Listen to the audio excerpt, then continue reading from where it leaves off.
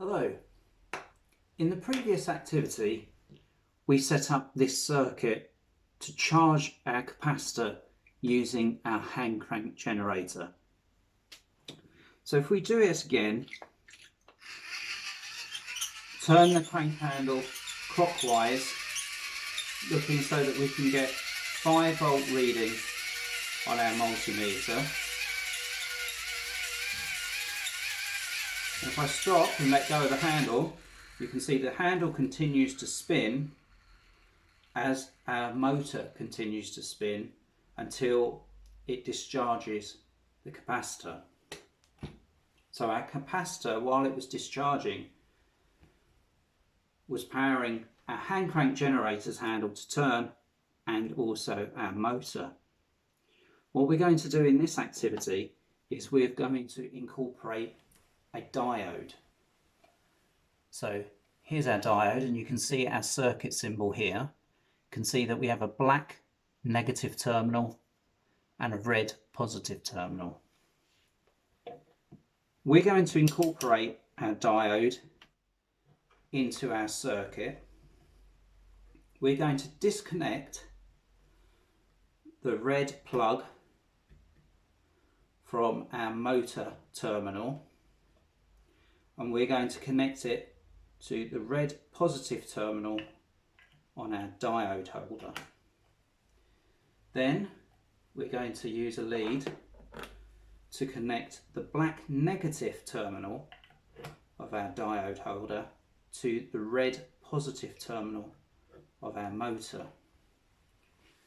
I'm going to switch our multimeter back on to 20 volts DC, and we're going to carry out the same experiment. We're going to turn our hand crank generator in a clockwise direction,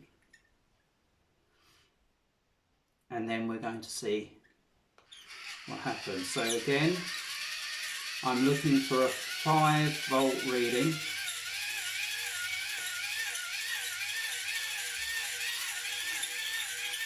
Now 1, 2, 3, 4, 5, 6, 7, 8, 9, 10, 11, 12, 13, 14, 15, 16, 17, 18, 20, 21, 22, 23, 24, 25, 26, 27, 28, 29, 30. And you can see that our motor is running a lot longer this time.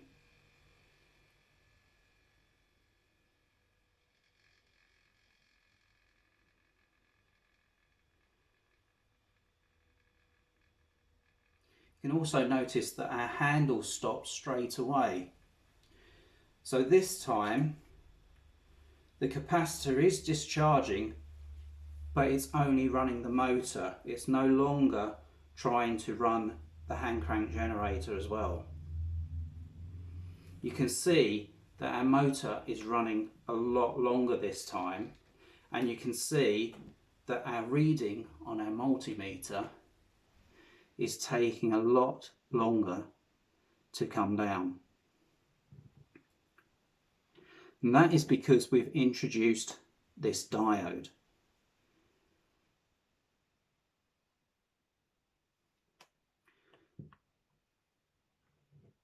We call that a blocking diode. So what we're going to do in the next part of the experiment is we're going to see what happens if we turn our hand crank generator in the anti-clockwise direction.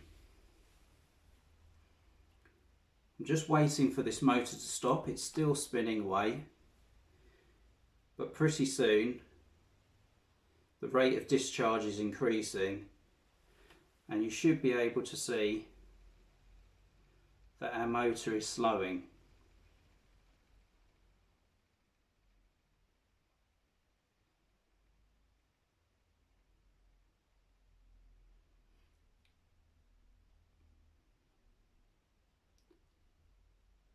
Hopefully you can hear that the motor is now relatively silent, and it's just about spinning our fan on the front here.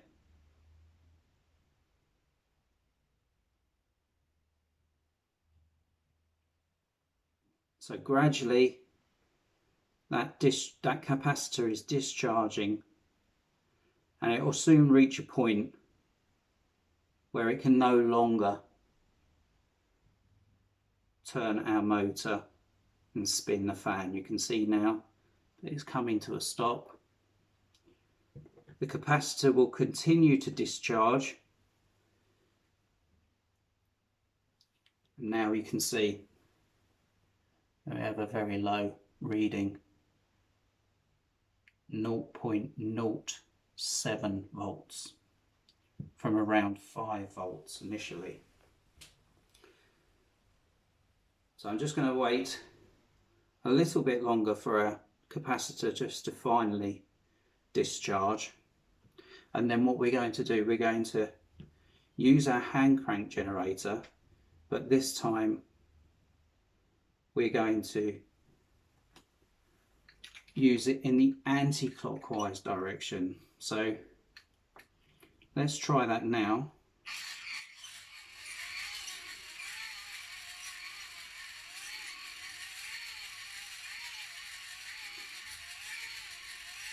So I can see that there is no increase whatsoever.